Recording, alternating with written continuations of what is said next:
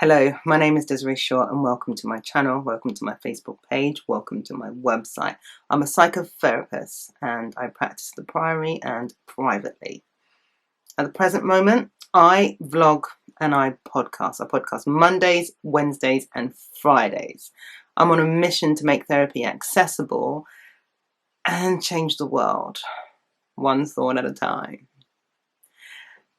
Sexual trauma, child abuse. Men, women. I have always had a interest in men's mental health. It's November coming up, which is November, which is the National Men's Mental Health Month. And why?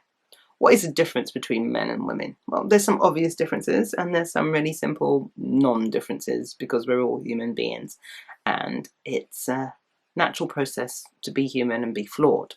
But there are some differences, and those differences are based on how we're raised culturally, our expectations, the traditions, the way in which we're seen, and also the fight that we had. Women having the feminist fight of having to be accepted as equals, and then men who are the breadwinners having to fend and fight and do all of that stuff. And it's who's most needed.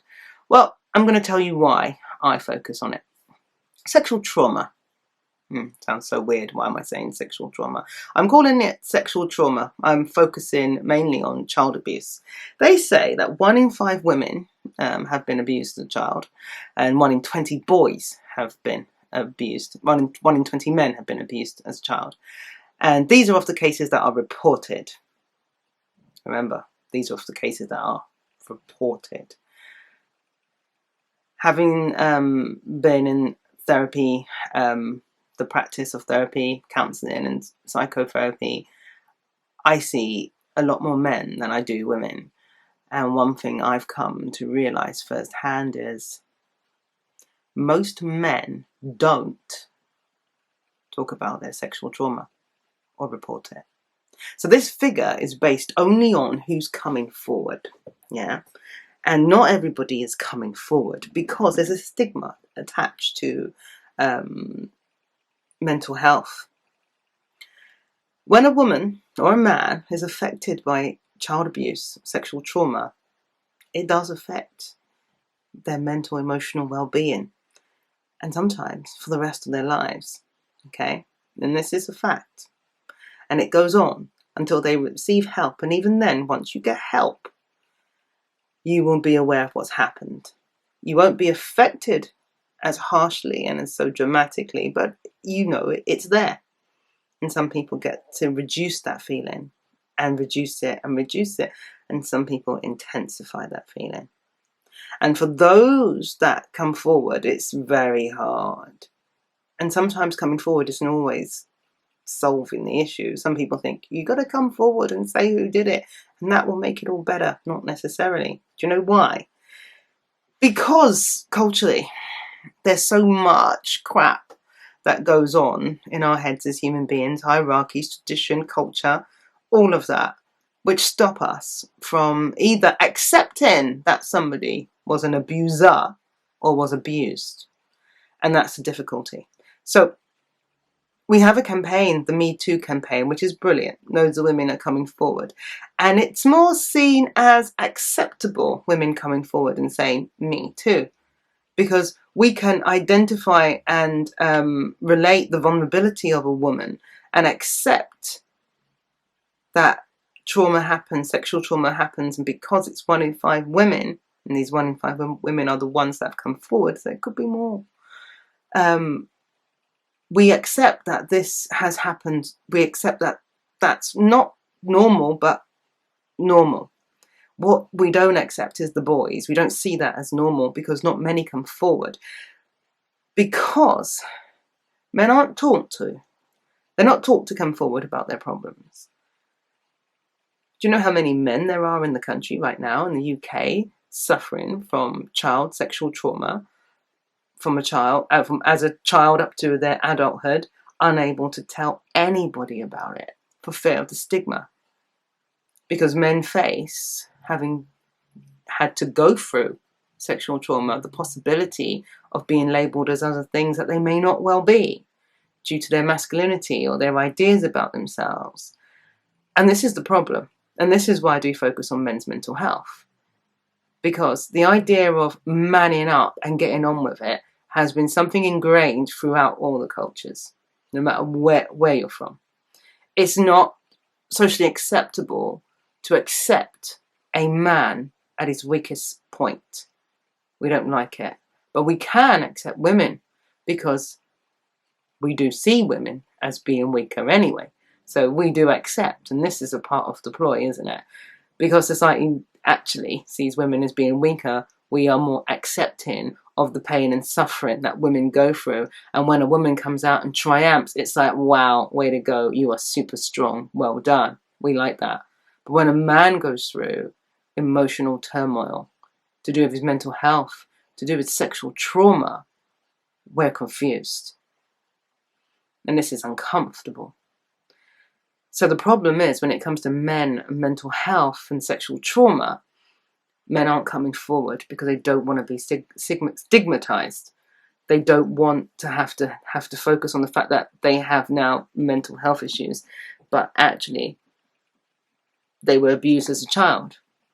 It's quite painful to actually accept that, particularly when you're growing up and you're learning was that you need to achieve, you need to be strong, you can't be weak, you got to man up, don't be a big girl's blouse, don't be a big girl's blouse.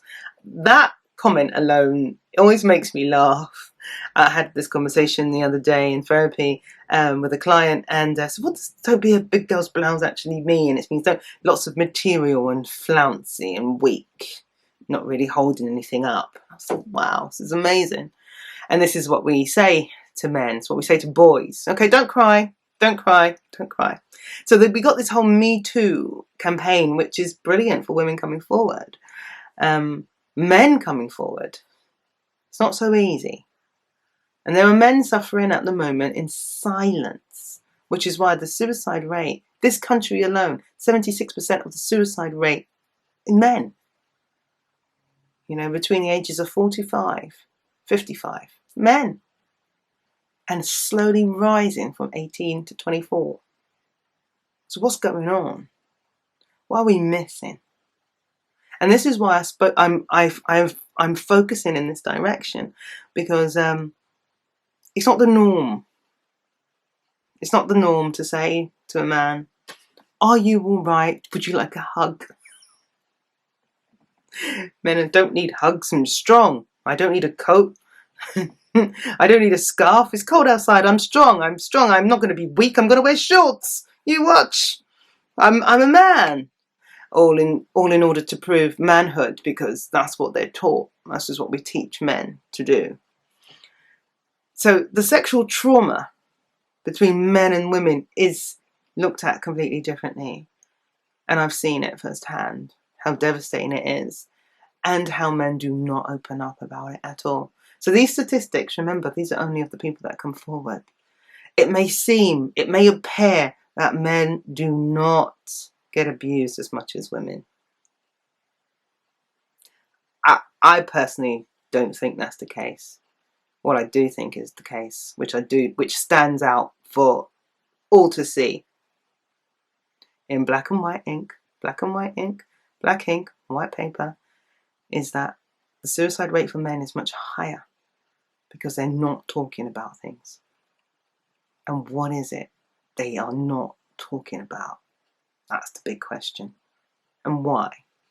Sexual trauma is real when it happens. There is a Me Too going out there, and there is men who will not say a word for fear of how it stigmatizes them. And that's why I'm on a mission to change the world one thought at a time, with a particular focus on men's mental health, because there are so many hidden secrets that are embedded and won't shake loose because men aren't talking about it.